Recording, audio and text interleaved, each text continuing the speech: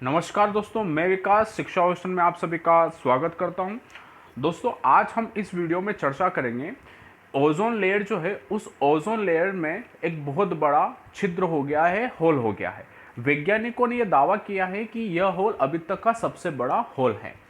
तो वह होल क्यों हुआ और यह होल पृथ्वी के किस हिस्से में हुआ, तो इस संपूर्ण जानकारियों को हम इस वीडियो में चर्चा के पटल पर रखने वाले हैं। तो आप सभी लोग कहीं मत जाइएगा, वीडियो को लास्ट तक देखिएगा। दोस्तों, वीडियो को शुरुआत करने से पहले मेरे जो नए साथी हैं जिन्होंने अभी तक शिक्षा ओशन को सब्सक्राइब नहीं किया है, वे सभी लोग शिक्षा ओशन को सब्सक्राइब कर लीजिए, बेल आइकन को प्रेस कर दीजिए। दोस्तों, शिक्षा ओशन का यूट्यूब चैनल आप सभी के लिए UPSC, MPPSC, SSC, railway, bank और जितनी भी सेंट्रल और स्टेट गवर्नमेंट की एग्जाम होती है उन सबकी प्रिपरेशन करवाता है। इसीलिए आप सभी लोग शिक्षा ओशन को सब्सक्राइब कीजिए और ज़्यादा से ज़्यादा शेयर कीजिए। दोस्तों, शिक्षा ओशन का यूट्यूब चैनल बहुत जल्दी करंट अफेयर्स की श्रृंखला को भी शुरू करने वाला है, इसलिए आप सभी लोग जल्द से जल्द शिक्षा ओशन को सब्सक्राइब कर लीजिए। दोस्तों, शिक्षा ओशन के फेसबुक पेज को आप लाइक ज़रूर कीजिएगा, शिक्षा ओशन के इंस्टाग्राम चैनल को ज़रूर फॉलो कीजिएगा, शिक्षा ओशन का टेलीग्राम चैनल को भी आप ज्वाइन कीजिएगा और शिक्षा ओशन का ब्लॉग पर ज़रूर विजिट कीजिएगा। तो दोस्तों, वीडियो की शुरुआत करने से पहले आप सभी लोग वीडियो को लाइक कर दीजिए और वीडियो को ज़्यादा से ज़्यादा शेयर कीजिए, ताकि अधिकांश लोगों को ये ज्ञात हो कि यह होल कहाँ हुआ है और किसकी वजह से हुआ है और इसका पता किस व्यक्ति या किस संस्था ने लगाया है। तो दोस्तों, अब तक का सबसे बड़ा छिद्र ओजोन में, जैसे आप ओजोन के बारे में तो जानते ही हैं दोस्तों कि ओजोन गैस क्या है और ओजोन लेयर क्या है। अगर आपको नहीं पता है तो भी आपको इस वीडियो में पता चलेगा कि ओजोन लेयर क्या है, ओजोन गैस की खोज तथा ओजोन लेयर की खोज कब और किन व्यक्तियों के द्वारा की गई थी। अब देखिए दोस्तों, अब तक का सबसे बड़ा छिद्र देखा गया ओजोन में। अब ओजोन जो है वह सूर्य से आने वाली जो अल्ट्रावायलेट यानी पराबैंगनी किरणें हैं उनको सोखने की क्षमता रखती हैं। और आप सबको पता है दोस्तों, पराबैंगनी किरणें जो है जब सूर्य की किरणों के साथ आती हैं, और ये पराबैंगनी किरणें मानव स्वास्थ्य के लिए बहुत ज़्यादा हानिकारक होती हैं और इन्हीं पराबैंगनी किरणों को सोख लेती हैं ओजोन गैस। और ये ओजोन गैस जो है हमारी पृथ्वी के चारों तरफ एक आवरण में और एक परत बना के स्थित है, और इसी वजह से इसे ओजोन परत के नाम से भी जाना जाता है दोस्तों, ओजोन लेयर के नाम से भी जाना जाता है।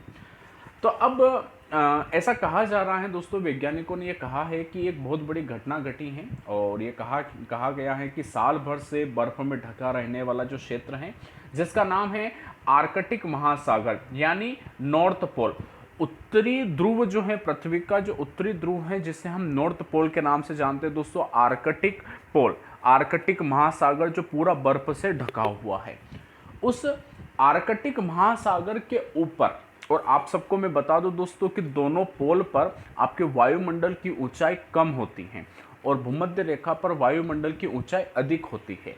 तो अब आप लोगों को ये तो ज्ञात है कि ओजोन में होल हैं, छिद्र हैं, और यह छिद्र हैं आपके अंटार्कटिका में। किंतु पहली बार ऐसा देखा गया दोस्तों कि ओजोन में छेद आर्कटिक में देखा गया, यानी नॉर्थ पोल में देखा गया। और वर्तमान में जिस छेद की खोज हुई है, जिस होल की खोज हुई है, वह होल आपके आर्कटिक महासागर की तरफ है। तो अब आर्कटिक महासागर के ऊपर यह होल देखा गया है, और इस घटना ने भारत के तथा विश्व के जितने भी वैज्ञानिक हैं उन सबको चिंता में डाल दिया है। अब एक संस्था है दोस्तों जिसका नाम है एरीज, और इस एरीज संस्था का फुल फॉर्म है आर्यभट्ट प्रक्षेपण विज्ञान शोध संस्था। इसके वैज्ञानिक जो हैं उन वैज्ञानिकों ने कहा कि इस वर्ष जब सर्दियों के मौसम में यानी शीतकाल के समय अधिक ठंड होने की वजह से, यानी अधिक सर्दियां होने की वजह से हमारे नॉर्थ पोल में ओजोन में एक बहुत बड़ा छिद्र हो गया है, और यह छिद्र का दायरा करीबन 10 लाख किलोमीटर है। कितना है दोस्तों? 10 लाख किलोमीटर है। और इन्होंने इसका जो कारण है, इसका कारण बताया है आपके हेलोजन गैस को। किसको बताया दोस्तों? हेलोजन गैस को। हेलोजन गैस एक कुछ गैसों का समूह होता है जिसमें फ्लोरीन आती है, क्लोरीन, ब्रोमीन, आयोडीन और एस्टेटिन, इन सबको मिलाकर एक सम्मिलित रूप से एक समूह बनता है जिसे हेलोजन कहा जाता है। अगर आवर्त सारणी में इसका वर्ग देखा जाए तो इसको 17 वर्ग में रखा जाता है। और आपको मैं बता दूं दोस्तों, हेलोजन गैसों के समूह में क्लोरीन और ब्रोमीन जो है ये दोनों आपके अणु से निकलने वाली जो गैस है यह ओजोन को नुकसान पहुंचाती हैं, ओजोन का क्षय करती हैं। तो इसकी वजह से आपके ओजोन में छेद हुआ है। तो इसका मुख्य कारण हैलोजन को माना है। तो दोस्तों एरीज के जो वायुमंडल के प्रभाग के जो अध्यक्ष है जिनका नाम है डॉक्टर मनीष नाज। डॉक्टर मनीष नाज के अनुसार ओजोन में यह होल मध्य मार्च में बना। हमारे जो डॉक्टर वैज्ञानिक है डॉक्टर मनीष नाजा ने बताया है कि यह जो होल है ओजोन में, यह होल आपके मध्य मार्च में बना है और इसके पीछे का मुख्य जो कारण है वह है आपकी इस वर्ष की भयंकर ठंड। यानी इस वर्ष जो भयंकर सर्दियां आई हैं इसकी वजह से आपकी यह होल बना है। अभिषेक नाजा ये कहते हैं कि इस वर्ष तापमान -80 डिग्री सेल्सियस के नीचे पहुंच जाने के कारण आपके ओजोन को नुकसान पहुंचा है। ओजोन को नुकसान इसलिए पहुंचा है दोस्तों, जब आपका टेम्परेचर बहुत ज़्यादा गिर गया तब नॉर्थ पोल के ऊपर आसमान में बादलों में हैलोजन गैस फंसी रह गई। क्योंकि देखिए दोस्तों, आप सबको पता है कि सर्दियों के मौसम में आपका तापमान कम हो जाता है जिसकी वजह से हवाएं ठंडी हो जाती हैं और हवाएं ठंडी हो जाती है तो हवाएं बहना बंद हो जाती है, यानी हवाओं का चलना बंद हो जाता है। और जब हवा चलना बंद हो जाती हैं तो बादलों का जो मूवमेंट्स होता है वो मूवमेंट्स भी रुक जाता है और बादल क्या होते हैं, संकुचित होकर एक जगह स्थित हो जाते हैं। और गर्मियों में क्या होता है दोस्तों, गर्मियों में आपके हवा निरंतर चलती रहती है क्योंकि तापमान उच्च होने की वजह से गर्म होकर हवा ऊपर उठती है और इसी वजह से बादल बिखरे हुए रहते हैं और उनके अंदर मूवमेंट भी रहता है। अब तापमान कम हो गया इस वर्ष जिसकी वजह से आपके बादल जम गए और उन बादलों में हैलोजन गैस फंसी रह गई। ठीक है दोस्तों, अब वो हैलोजन गैस फंसी रह गई जिसकी वजह से आपके ओजोन लेयर में छिद्र हो गया। क्योंकि मैंने आप लोगों को बताया कि हैलोजन गैस है जो आपके ओजोन परत को नुकसान पहुंचाती है और वह ओजोन परत के निकट थी, उन बादलों में थी, तो स्वाभाविक सी बात है कि आपके ओजोन परत को वह नुकसान पहुंचाएगी। तो इसका जो मुख्य कारण है दोस्तों, वह मुख्य कारण इस वर्ष की सर्वाधिक सर्दी है और हैलोजन गैस का उन बादलों में फंसा रहना है जिसकी वजह से आपके इस लेयर में एक बहुत बड़ा छेद हुआ है। अब उसके पश्चात दोस्तों हमारे वैज्ञानिकों ने एक खुशखबरी में हम लोगों को यह दी है। उन्होंने कहा कि आने वाले कुछ समय में, यानी आने वाले कुछ सप्ताह में आपके इस ओजोन लेयर में जो छेद हुआ है उस छेद की भरपाई होने के पूरे चांस है। किंतु उन्होंने ये कहा है कि ये पूर्ण रूप से नहीं भर पाएगा। ठीक है, यानी ये जो होल बना है यह होल पूर्ण रूप से नहीं हो पाएगा, कुछ आंशिक रूप से यह बचा रहेगा।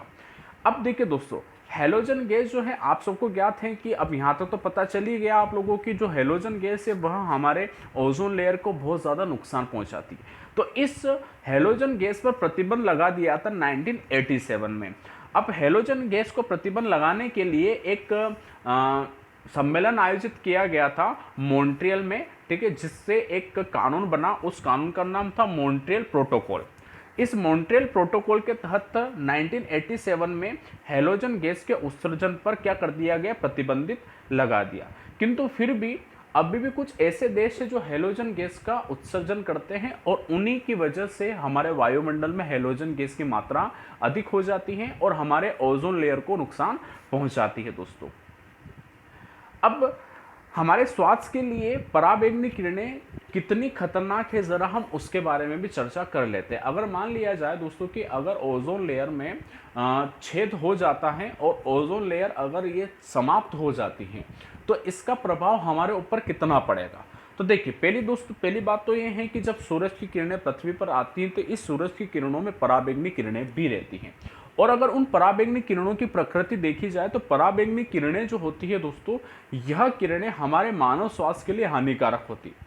पहले तो दोस्तों ये मानव स्वास्थ्य के लिए जो मानव की जो स्किन होती है उसके कैंसर को बढ़ावा देती है, यानी चर्म रोग को बढ़ावा देती है। अब इसके अलावा यह मोतियाबिंद की शिकायतों को भी बढ़ाती हैं। तो मानव शरीर में बहुत सारी ऐसी बीमारियां होती हैं जो इस पराबैंगनी किरणों की वजह से होती हैं।